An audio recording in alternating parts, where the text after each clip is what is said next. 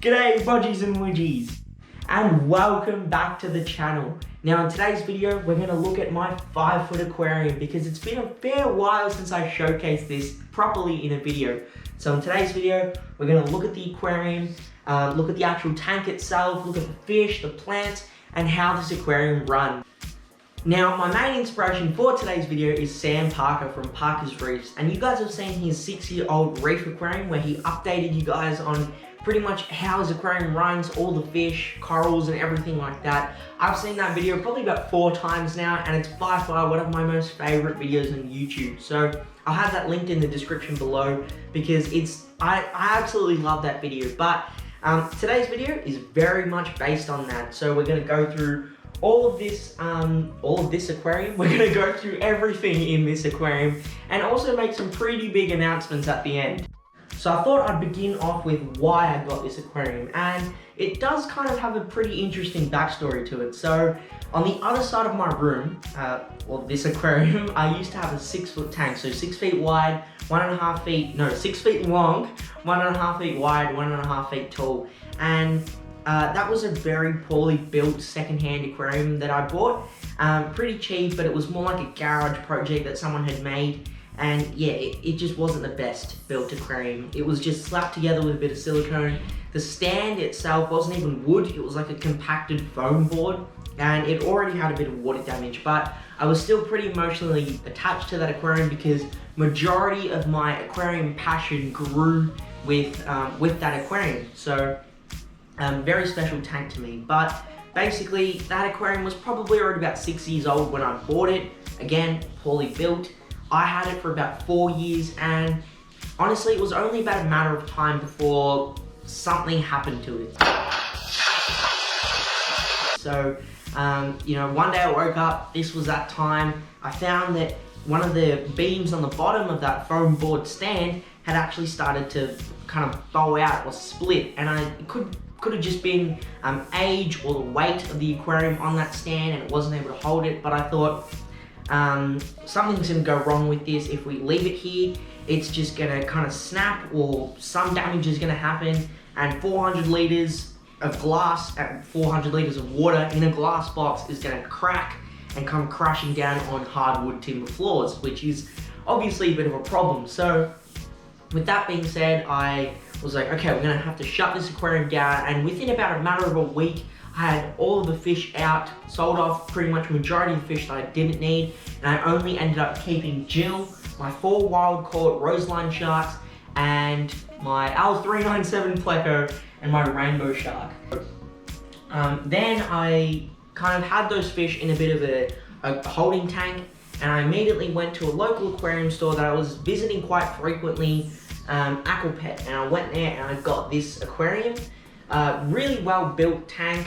There are some things that I don't like with it, but overall it's a really, the tank itself is built like an absolute beast. But this tank was kind of a good price, so I went ahead and I got it. Now there was a bit of confusion because I originally went to downgrade in an aquarium, so a 6-foot tank I was thinking to go a 4x1 and just keep Jill, the roselines, and the other fish that I said. So I went to get a 4x1, convinced to get a 4x2, so I placed the order on the 4x2. It was meant to arrive that night, so I get a call just before the delivery is meant to happen saying the 4x2 is out of stock, and they were like, if you pay a little bit extra, we'll give you a 5x2. So I didn't really have much option then, so I was kind of forced into paying a little bit extra and getting this aquarium. But I don't really have any regrets. Again, like I said, it's a very well built aquarium. So yeah, I bought this aquarium based on an emergency. So with that being covered, I guess we'll move into what actually makes this aquarium tick. So when it comes to running this aquarium, it's very easy. I honestly think this aquarium is easier to maintain than my nano planted aquarium, but to kind of run over the things that I use. Filtration, I have a BioPro canister filter. That's a very, very good canister filter, and I would 100% recommend any of you guys to buy it. It runs really well, it's got a giant media capacity, and if you guys check out the video where I clean this canister filter, you'll see just how much media I can really fit in there. And I think that's why I can keep all of these fish in optimal health. But But yeah, it's a very good canister filter. When we look at heating, I have one Petworks 200 watt heater, I believe, and I have an Aquapet 300 watt heater. You will also notice this little thing in the corner here, that is a Sobo internal aquarium filter. I use that mainly for mechanical filtration, so it's got 3 sponges and the water just comes out at a really nice flow. I think it's great for the rainbows, and it provides a decent amount of flow in the aquarium as well, which is a really important factor. So that runs. It also has a pretty cool night light, or like this light that just runs through the day, but at night it looks particularly nice. So we've got that running. In terms of lighting, which is also another very key important factor, we've got a Fluval 3.0. So the 3.0 is Fluval's planted aquarium light. I've got no complaints with that light. It is very, very good 4-foot aquarium light, and this is a 5-foot tank. So it still grows the plants tremendously well. So I've got no complaints with that light. Very, very good. And that's pretty much the main electronic gadgets that I run in this tank. There's not much, you know, don't have any CO2 or anything like that. So that, in terms of aquarium gadgets, that's what I've got running on this aquarium. And now we move into the fish. Now these guys are the most important part of this aquarium. They're the reason I got such a big tank, and the reason that everyone gets into keeping aquariums. It's the fish. So to go over all of these fish, it's going to take a bit of a while. I honestly don't know how many are in there, but I'm pretty sure I know what's in there. So when we look at the species, we'll start off with kind of the main players of the tank, and then we'll move into some of the secondary, I guess, accent fish. But the main fish, and the main reason I got this tank, was Jill, my Jack Dempsey. She's my 5-year-old female Jack Dempsey, and she's my most favorite fish in the aquarium. I'm so emotionally attached to her. And I think part of the reason is because Jack Dempseys are known to be a very, very aggressive cichlid. And the fact that this girl has been in a community aquarium for almost 3 out of her 5 years with me is absolutely mind-blowing. I've never seen it done anywhere else, and I think it just really adds to the level of why I like her. But you know, she's not even the most pretty looking Jack Dempsey. You can get some really crazy looking ones. It's just the personality that she has. She's a very unique fish, and she spends most of the time hiding in that cave that I recently built for her. But she does spend a lot of time kind of just cruising the aquarium, and yeah, she's just overall a really good fish. At night though is when she's most active.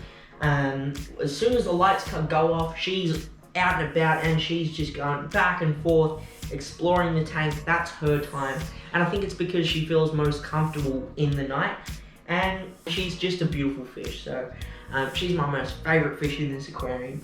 The next fish that we'll look at is the roseline sharks. Now these guys are the second favorite fish in this aquarium. I originally was probably about 2.5 years ago. I was given the opportunity to purchase a couple of roselines from one of the last wild caught batches that came into Australia, because the country that these guys originate from had banned the wild collection because they've been collected so much. And the original reason that I got them was to hopefully be the first person in the world to successfully breed them in the home aquaria without hormone injections or anything like that.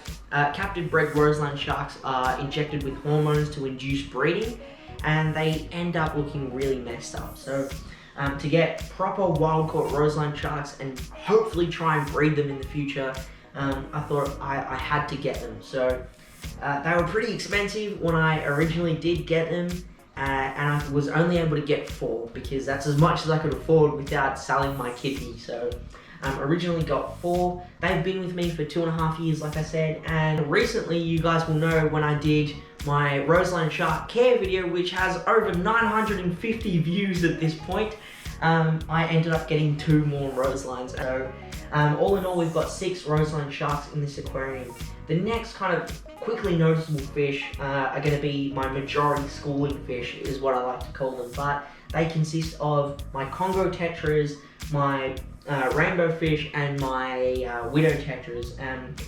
So when we look at specifically these species, I have 10 Congo tetras, I believe, and I got these guys from the Underwater Pet Expo at the Bioscape booth.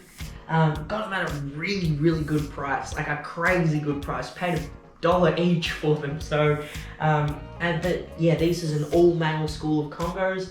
Just keep males. It's all beef. They all put on quick size. They have tremendous colors, and it's just a stunning showpiece schooling fish. So, I would 100% recommend that if you're looking for a fish, Congo Tetras are the best way to go. But anyways, next fish would have to be the rainbows. I've got a couple of different species, but the main ones are the Praecox rainbow, the dwarf neon rainbow, beautiful blue fish.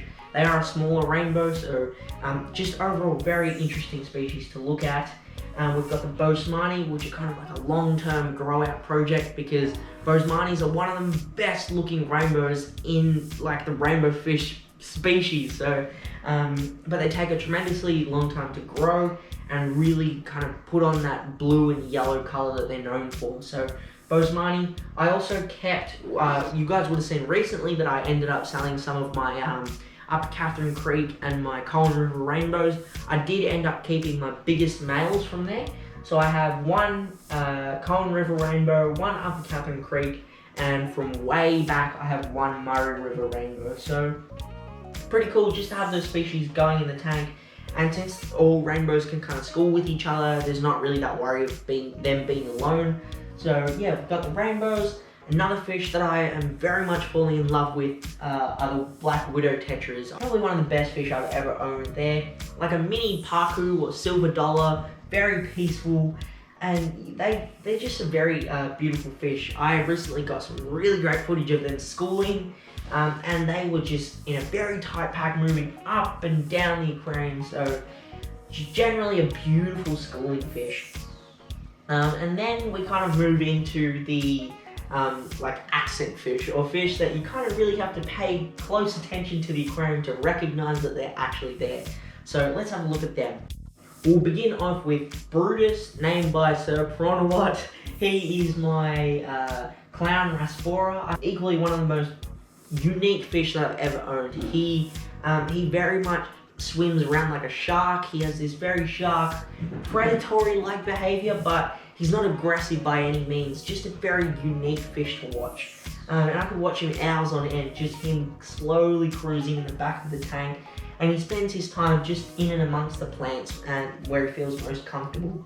I also have two Bolivian rams. I also got them from the livefish.com.au unboxing. They were originally in the nano aquarium, but then I moved them to here because they were just too big for that tank. We've got one male and one female, I believe, so to get them breeding in the future would be really cool, but I think these guys are so well suited to this aquarium. We've got this carpet of plants that are at the front, and they spend their time just weaving through the plants. Really cool to watch them as well. We also have my big rainbow shark. There's so many different shark species. Got my rainbow shark, and he is the second boss of this aquarium. The first boss, but is it really a boss, kind of, is my Jack Dempsey. Like, nothing messes with her because they know how powerful she is, and she's kind of like the goddess of this aquarium. But the demigod of this tank would have to be the rainbow shark. He's just he's a brute. He bullies some of the fish. He's territorial, and he originally was pestering the ram so much that I was considering to actually take them out, but now that aggression has diffused completely. So he just spends his time cleaning. He's a great algae eater, great detritivore. I don't really feed him anything. He just eats garbage or like decaying matter in the tank. So just overall great fish to have kind of as a cleanup crew, and a very stunning looking fish. Black against red, stark colors, you know, what more could you want? I got a male and a female bronze Corridora, and they actually ended up breeding for me a few days ago, and that's a video that's going to come out in the near future. So yeah, those two. I am looking at getting a couple of rare cories in the near future, so yeah, that'll be a video coming out soon. So yeah, got these two bronze Corridoras, and then we've got one of my most favorite fish in this whole aquarium, my L397 Pleco. So kind of right after I was given the opportunity to buy some roselines. That would be terrible, to buy some roseline sharks. I was also given the opportunity to get a wild caught L397 pleco.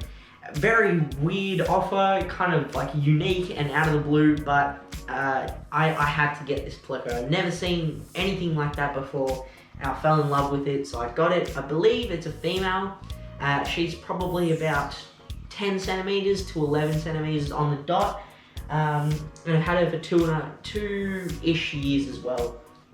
So she's wild caught. And recently I also went to Aquarium and bought some more fish. And in that video, I got 2 more L397s, and those were beautiful quality. And hopefully in the next 2 years, I can get a breeding project going on. So I think that's all of the fish in the tank that I've covered. If you ask me numbers, I think there's like 40 fish in here at this point.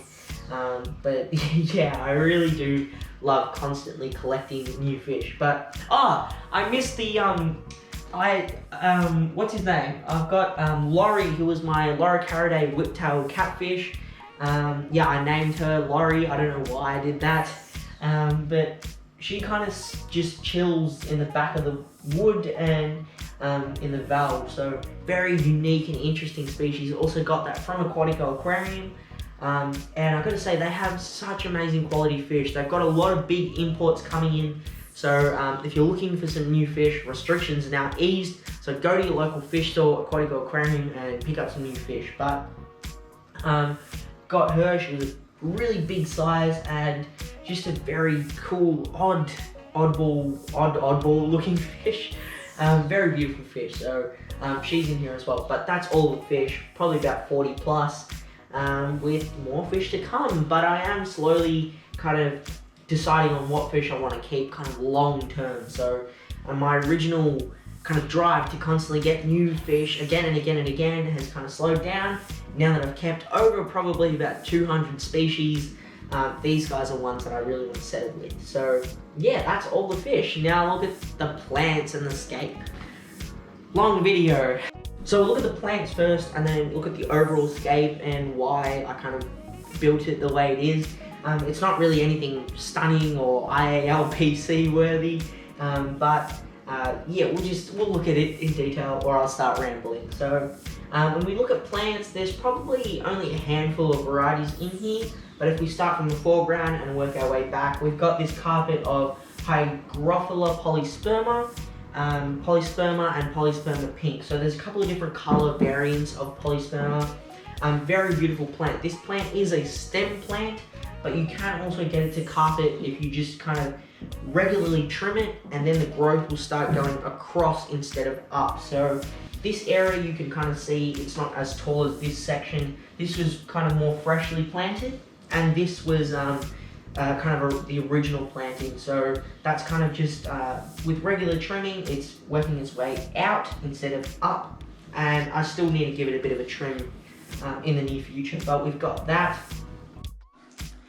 Why the costume change, you may ask? Well, being a natural celebrity, it's just in my day. I'm only kidding, in all seriousness. The footage kind of corrupted itself, so after recording the plants and the outro as well, found out that the footage was not viable, I guess. But to continue off from where we left off, we looked at the Hygrophila polysperma, and to go further on back from that, we've got this kind of centerpiece or showpiece wood, and that's got weeping moss on it and also some narrow leaf java fern. Other than that, we've got a big jungle of thin Vallisneria. We have a stem version of Hygrophila polysperma, so I thought it'd be cool to contrast between a carpeted version plus the stem. We have Pogostegnon stellata or erectus, I'm not too sure. Ludwigia aracuta, Wisteria, and Lemonifolia sessiliflora. So only a handful of plants, plus we also have a couple of crypts and some bulbitis as well, but they're all very minor and barely noticeable. So in terms of plants, that's pretty much all I've got in this aquarium. I really love keeping planted aquariums. I think it's so relaxing to see the fish enjoying this natural habitat, and I think it brings out the behavior, the colors, and everything so much more. But that's pretty much all the plants, and we've kind of covered everything in the tank. So when I say I took inspiration from Sam Parker's video, I really did mean it, because what he basically did was kind of give a full detailed update about his beautiful 6-year-old reef aquarium, then announced that he was breaking it down, which is kind of what's going to happen to this aquarium back here. But now you may be wondering, Bodgy, you've only set this aquarium up for 6 months, why are you breaking it down? And it was like I said before, this tank was purely bought on emergency. So if I did have a little bit more time to kind of work things out, I would have went for a really high-end tank, and that's exactly what I'm going to be getting now. So you guys have probably been noticing on the channel, I've been working quite a fair bit with Aquatico Aquarium, and ever since I did that video with them where I actually didn't even plan it, I just went to their store and bought some fish, and I thought it'd be cool if I reviewed this because they had by far the best quality of fish and service that I've ever seen at an aquarium store, and this is speaking from the bottom of my heart. When I find that an aquarium store is such a good place like Aquatico Aquarium, I want to let you guys know about it, and hopefully it supports that local business, plus also supports you guys as well, so you can get the best quality fish. But honestly, gotta say, they've got just really great service, amazing selection of fish, constantly new fish that have never been in the store being rotated out, plus there's a lot of big imports as well coming in soon. So if you're looking for fish, make sure that you do head down to Aquatico Aquarium. They actually offered me to send me a really high quality 4-foot aquarium. So don't want to really reveal too much, but it's going to be 4 feet long, 2 feet wide, and 2.5 feet tall. And there's a lot of amazing and cool additions. And this tank is to basically highlight that they make custom built aquariums, and they're of very good quality, and they can build it up to whatever kind of needs that you need, that you want. So yeah, this tank is going to slowly be pulled down. So hopefully you guys enjoyed this video, a bit of a bombshell twist I think at the end. And if you did, make sure you like this video, subscribe to the channel if you haven't done so already. We passed the 200 subscriber mark, and I'm going to say a massive thank you to you guys for constantly watching my videos, showing me that support and that love. It honestly means the world to me. So yeah, subscribe to the channel if you haven't done so already. That little notification bell that was always there, so you know every time I upload. And yeah, thanks for watching. I will catch you in that next video. Stay safe, stay happy, stay Aussie Australian. Bodgy out.